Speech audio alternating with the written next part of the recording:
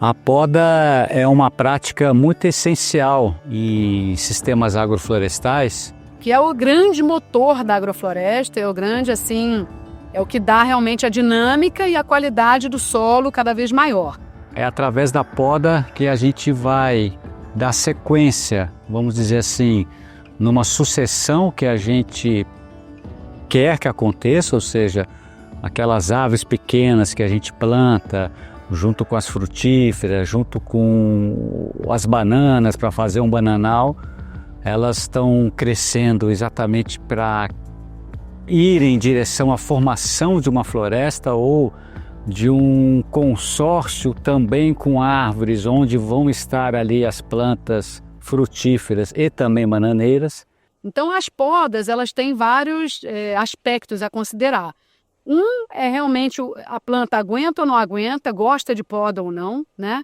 Depois a gente considerar a estratificação, então manter aquela planta podada no extrato dela é importante. Então uma mamona que é emergente, a gente vai manter ela, a gente vai podar ela bastante, mas vai manter ela no extrato dela.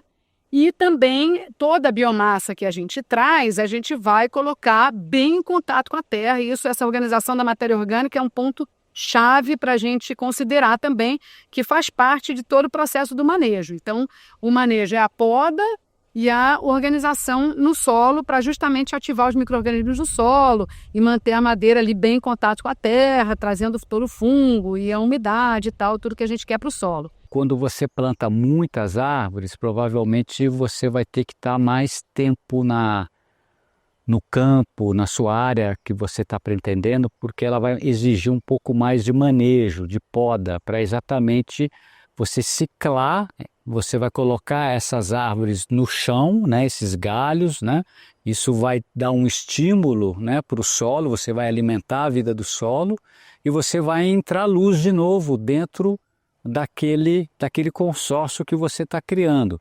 E a luz é fundamental para a fotossíntese, para o crescimento das plantas, né? Até para você abrir luz também dentro do sistema, para estar subindo as plantas que você tem interesse, né? Porque se você deixar sombreado, né, não vai se desenvolver, né? Às vezes as pessoas pensam, agrofloresta, planta dentro da floresta. Não é isso, né? Você tem que estar abrindo luz no momento certo, você podar, fazer um manejo constante dela nas épocas certas para você estar abrindo luz para subir as plantas de seu interesse.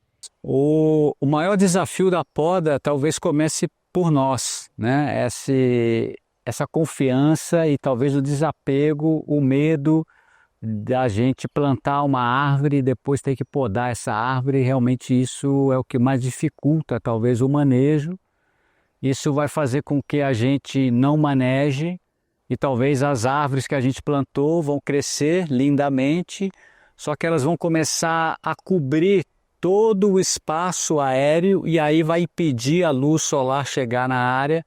E se a gente plantou, por exemplo, um café ou um pé de fruta, eles já vão ficar muito sombreados e que também não vão sentir muito felizes de estarem ali naquela situação. Então esse entendimento e estar bem tranquilo quanto a manejar essas árvores é muito importante.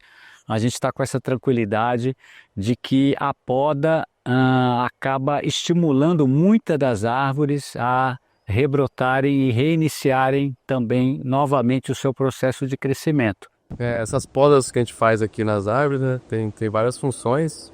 Uma delas é a secagem de nutrientes, né? Está sempre colocando matéria orgânica no solo, que vai alimentar essa vida do solo, a biologia. Vai virar nutrientes com as plantas, né? Outra função é abrir luz para o café ou para outra planta, como a tangerina está aqui também. Então é importante abrir luz também, né? Mesmo se a planta que fica no extrato baixo, aqui na sombra. Mas ela precisa de luz para crescer, né? O café precisa de luz para aumentar a saia dele. E outra função também é, se você fez poda, acaba liberando hormônios também de crescimento aqui, né, pelas raízes. E o café pega esses hormônios e também assim, acaba sendo estimulado a crescer.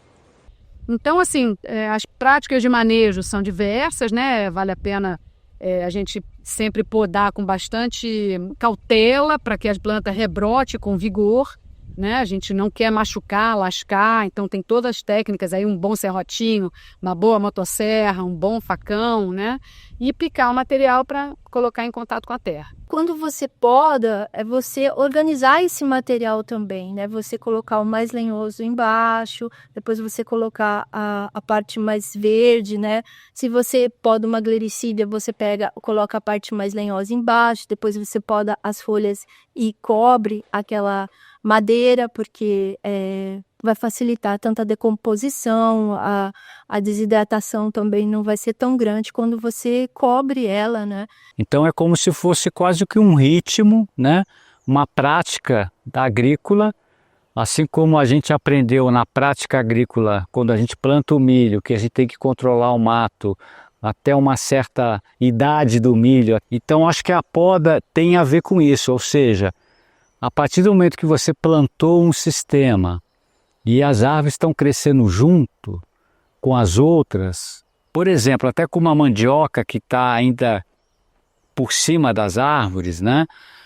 Eu imagino que quando você colher essa mandioca ou seu mandiocal, aí você vai ter um consórcio de várias árvores, mais as frutas que você está querendo ali introduzir, né? Que você quer colher. Então é a partir dessas observações que a gente vai notando o momento de fazer as podas também.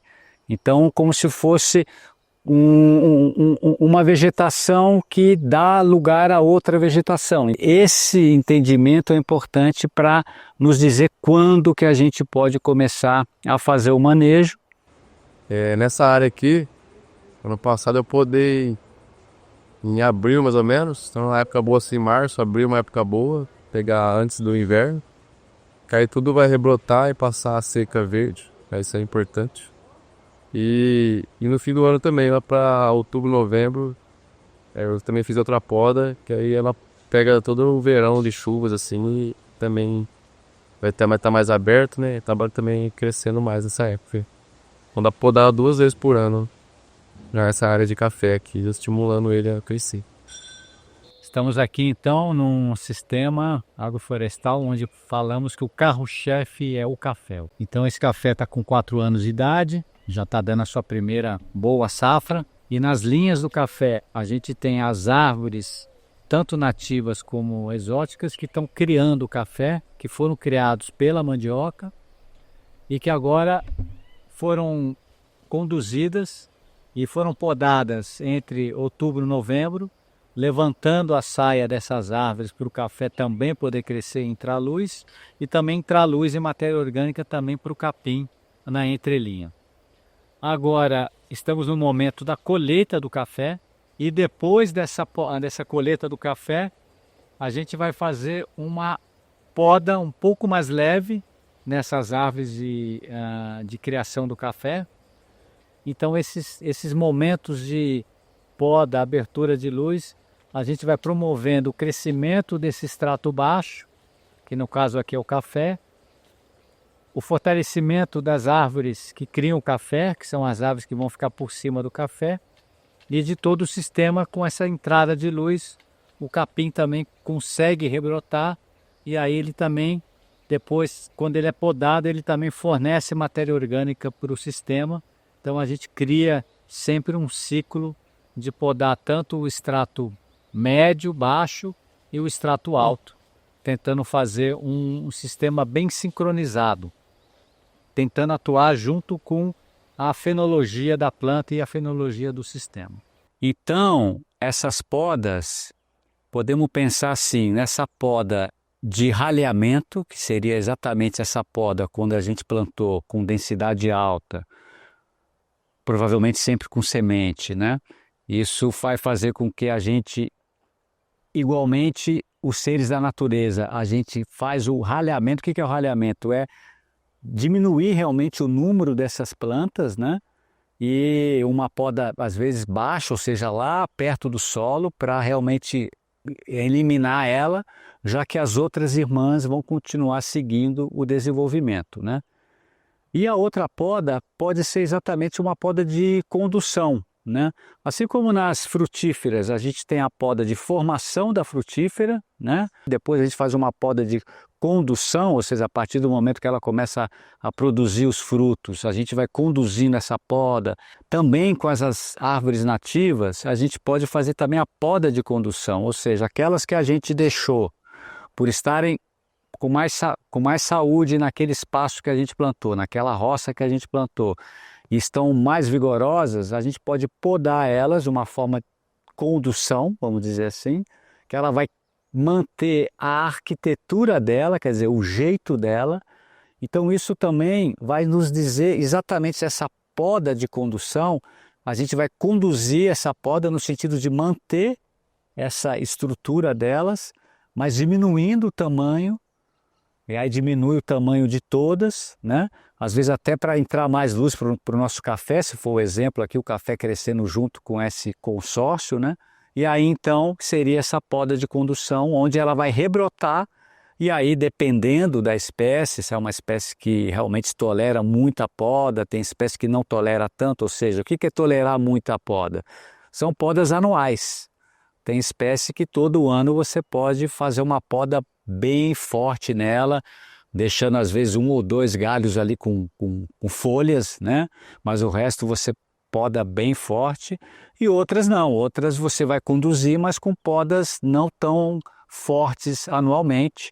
Você pode conduzir uma poda forte a cada 2 anos, isso vai depender exatamente de cada tipo de planta, de cada tipo de árvore que está crescendo ali, do seu bioma, se é um bioma muito seco, se é um bioma muito úmido. Bom, aí são todas essas variações que cada agricultor vai entender e saber como iniciar esse estudo para realizar as podas. Bom, o café ficou desenvolveu bem esses 2 anos mais com a poda das árvores mesmo do sistema aqui. Tem muito guapuruvu e eucalipto, né? De emergente aqui que a gente fica podando. Então, pelo menos uma vez por ano para podar a ponta deles, né? E picar o material aqui no chão. Bananeira também a gente derruba, moringa também a gente poda. As árvores que estão aqui por cima, né? Os emergentes, a gente acaba subindo a saia e podando a ponta, mas não muito alta aqui. Tá com uma altura daqui de uns 3,5 metros mais ou menos. Pra ficar com a copa só um pouco acima da bananeira. Pra ainda ter uma umidade aqui perto do café que ainda tá novinho, né? A gente não tá podando com mais de 5 metros, assim, pra não ficar muito aberto também aqui, né, perto do café. Segurar a umidade perto do café, então. A gente sobe, tira os galhos de baixo e poda com mais ou menos uns 3 metros, 3,5. Por enquanto tá segurando essa altura. Conforme vai crescendo o café, a gente vai aumentando a altura da poda. Aí vai crescendo a tangerina também, aí a gente vai podando um pouco mais alto depois. Às vezes não é importante você abrir uma luz no momento, por exemplo, que pode chegar o inverno e numa área que, por exemplo, pode ter geada. Então é importante também você ter uma cobertura por cima para não deixar o ar frio descer. Então essas observações do onde você está, do momento que você está e de como que está o seu sistema, o seu SAF, o seu sistema agroflorestal, vai te dar também essa posição. Não, agora não é hora de podar muito, vou podar pouco, vou podar, por exemplo, 50% para eu ter ainda uma copa por cima das minhas plantas para uma proteção, por exemplo, de uma geada. Ou não, agora o solo está úmido, choveu bem, está bem úmido, as plantas agora têm capacidade de rebrota, vou fazer uma poda um pouco mais forte, porque o meu café ainda, por exemplo, o café está muito jovem, ele precisa folhear mais, ele precisa realmente crescer aqueles ramos que são os produtivos para produzir mais folha, então eu vou fazer uma poda um pouco mais radical agora, para entrar a luz e eu poder desenvolver esse café que ainda está pequeno. Então isso também faz parte da observação, aliado, né, às suas observações no momento, época do ano, condição de umidade do solo, condição de temperatura e etc, etc.